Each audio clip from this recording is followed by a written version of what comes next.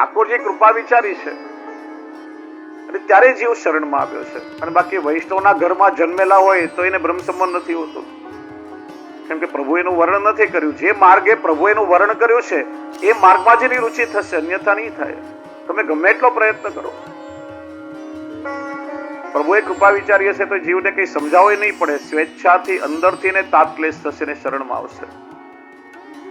અને પ્રભુએ વર્ણન નહીં કર્યું હોય તો તમે ગમે એટલું સમજાવો ને, એ જીવની રુચિ જ નહીં થાય. એટલે ચિંતા કરવાની જરૂર નથી. તમને બ્રહ્મ સંબંધ થયો એનો અર્થ કે સ્વયં પ્રભુએ તમારું વર્ણન કર્યું છે. એટલે અષ્ટાક્ષર ને પંચાક્ષર એ બીજ છે.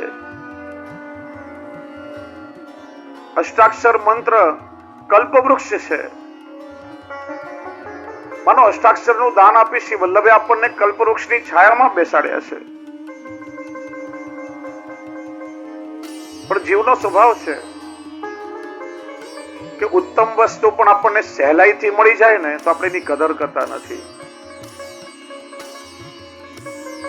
પેલો ચાઇનીઝ તકલાદી માલ હોય અને વધારે રૂપિયા આપીને લીધા હોય ને, ખરીદ્યો હોય ને, તો આપણે એની કદર કરીએ. પણ તમને અનાયાસે પારસ મળી જાય ને, મફતમાં મળ્યો હોય ને, તો આપણને એની ક્યારેય કદર થતી નથી. શ્રી વલ્લભે કૃપા કરીને આપણને સરળતાથી આપી દીધો છે એટલે આપણને કદર નથી. અને આવો સર્વોપરી મંત્ર આપણી પાસે હોવા છતાં, કલ્પવૃક્ષ આપણને આપવા છતાં જ્યાં ત્યાં હજી પણ લોકો લૌકિક મંત્રો માટે ભટકતા હોય છે.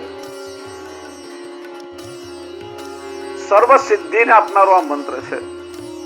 કોઈ એવું કાર્ય નથી કે અષ્ટાક્ષર મંત્ર દ્વારા તમે ના કરી શકો, એનાથી ના સંપન્ન થઈ. ચાચા હરિવંશજી નો પ્રસંગ જો.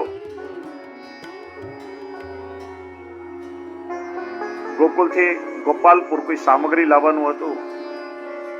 સાથે એક વૈષ્ણવને લીધા. માર્ગમાં વચ્ચે યમુનાજી આવતા હતા. બધા ખલાસીઓ પોતપોતાનું નાવ લઈને ચાલ્યા ગયા. રાત્રિના સમયે ઠેઠ સવાર સુધી પ્રતીક્ષા કરવી પડે, અને સવાર સુધી રાહ જોવે તો બીજે દિવસે ઉત્સવ શ્રીજી બાવાને સામગ્રી વગર પરિશ્રમ થાય.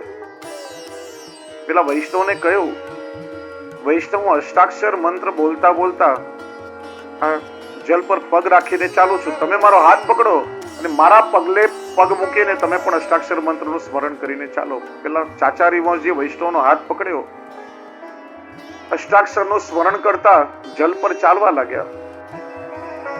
વૈષ્ણવ પણ મનમાં અષ્ટાક્ષર બોલે ને એમના પગલે પગલે પગ મૂકે. અધવચ્ચે આવ્યા. પેલા વૈષ્ણવે વિચાર્યું, હું પણ અષ્ટાક્ષર બોલું છું, ચાચા હરિવંશજી પણ બોલે છે, તો શા માટે હું એમના પગલે પગલે પગ મૂકું?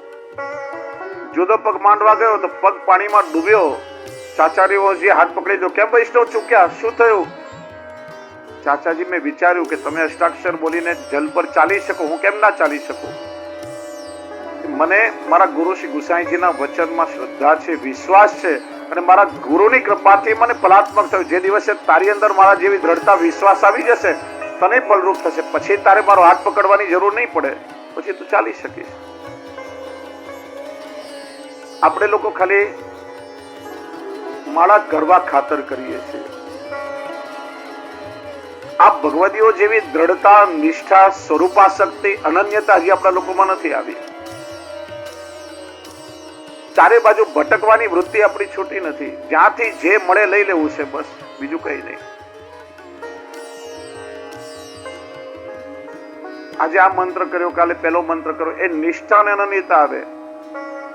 કોઈ એવું કાર્ય નથી. વિદ્યાર્થીઓ અષ્ટાક્ષર મંત્ર દ્રઢતાથી જો જપે તો સારામાં સારા માર્કે પાસ થઈ શકે. અષ્ટાક્ષરથી તમને ઉત્તમ પ્રકારની અલૌકિક લક્ષ્મીની પ્રાપ્તિ થાય, રાજાને પ્રિય થાય, ગુરુની કૃપા થાય, પ્રભુને પ્રિય થાય, સાયુજ્ય મુક્તિ મળે. વૈરાગીનો પ્રસંગ આવે છે. એ વિરક્ત વૈષ્ણવ શ્રી ગુસાઈજીએ શરણમાં લીધો, સેવા પધરાવી, કૃપાનાથ હું તો વિરક્ત છું, ચારે બાજુ હું તો ભ્રમણ કરું, હું ઠાકોરજીને શું સુખ આપી શકું?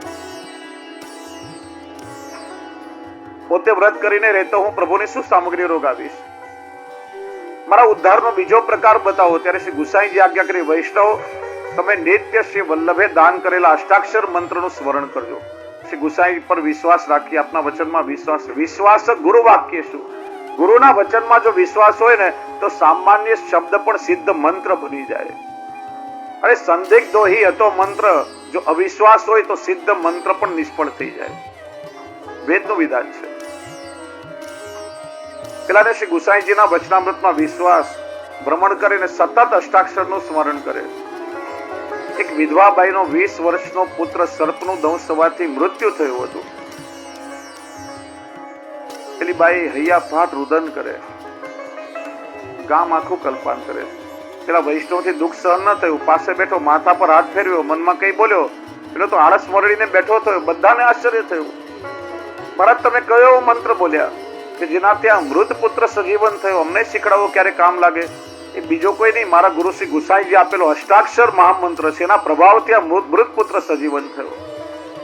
કે આ મંત્ર તો અમે બધા જ જાણીએ છીએ, જાણતા હશો, પણ જે દિવસે મારા જેવી દ્રઢતા અને શ્રદ્ધા અને વિશ્વાસ તમારામાં આવશે એ દિવસે તમને ફલાત્મક થશે. એવું અલૌકિક સામર્થ્ય છે. શ્રી ગુસાઈજી આજ્ઞા કરે, શ્રી કૃષ્ણ કૃષ્ણ કૃષ્ણે તે કૃષ્ણ નામ સદા જપેત આનંદ પરમાનંદો વૈકુંઠમ તસ્ય નિશ્ચિતમ.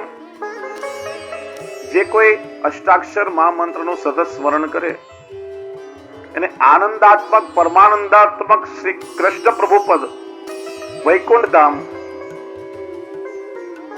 વ્યાપી વૈકુંઠ, જેને આપણે ગૌલોક ધામ કહીએ છીએ. 3 પ્રકારના વૈકુંઠ છે: વૈકુંઠ, રમા વૈકુંઠ અને વ્યાપી વૈકુંઠ. જ્યાં ક્ષીર સાગરમાં કેવલ પ્રભુ અનંત શરણમ પોડ્યા વૈકુંઠ, ક્ષીર સાગરમાં અનંત શૈયા, શેષ શૈયા પર પ્રભુ પોડ્યા અને લક્ષ્મીજી જ્યાં ચરણ સેવા કરે રમા વૈકુંઠ. અને વ્યાપી વૈકુંઠ એટલે ગૌલોક ધામ, લક્ષ્મી સહસ્ર લીલાભી સેવ્ય માનમ કલાનિધિ. અનંત લક્ષ્મી રૂપા વ્રજ ભક્તોથી સેવ્ય પ્રભુ જ્યાં છે. એ ગૌલોક ધામની પ્રાપ્તિ જીવને ચોક્કસ થાય. ગ્રંથ લાંબો છે, હું દરેક શ્લોકનું ઉચ્ચારણ નહીં કરું કેમ કે સમય પણ આગળ વધી રહ્યો છે. શ્રી ગુસાઈજી આજ્ઞા કરે, સદા સ્મરેતુ ય કૃષ્ણમ યમસ્તસ્ય કરોતિ કિમ. જે અષ્ટાક્ષરનું સ્મરણ કરે એમને યમરાજા પણ શું કરી શકે? મોટા મોટા એના પાપો પણ નિશ્ચિત નાશ પામે. અને ઉદાહરણ બતાવ્યું, અજા મિલાધિ દોષાણામ નાશકોનું ભવે સ્થિત. કેવલ કૃષ્ણનું નામ લેવાથી અજામિલ જેવા પાપીના દોષો પણ બળીને રાખ થયા. આમ ઘણા લોકોને પ્રશ્ન થાય મનમાં, આખો જન્મારો જેને પાપ કર્યો હોય અને આમ પ્રભુનું નામ લઈ લે તો બધા પાપ થોડી બળી જાય? એવું થોડી બળી શકે. હું તમને એક પ્રશ્ન પૂછું કે ગિરનાર જેટલો કે હિમાલય જેટલો રૂનો પર્વત હોય એને બાળવા કેટલા ટન કોલસા જોઈએ? હિમાલય જેટલો રૂનો પર્વત હોય એને બાળવા કેટલા ટન કોલસા જોઈએ? એક તણકલું કાપી છે, એક ચિનગારી કાપી છે. એમ જીવના जितनी रवि छाया की कनिका तितने दोष हमारे तिहारे चरण प्रताप तेज ते तेहो तत्क्षण तारे. પ્રભુના નામમાં એ સામર્થ્ય છે. ગમે તેટલા ભારે જીવના દોષો એ દૂર થઈ જાય. ભાગવતજીમાં પણ પરીક્ષિત રાજાને સુખદેવજી છે, કલેર દોષ નિધે રાજન અસ્તિ એકો મહાન ગુણ કીર્તના દેવ કૃષ્ણસ્ય મુક્ત સંગા પરમ વ્રજેત.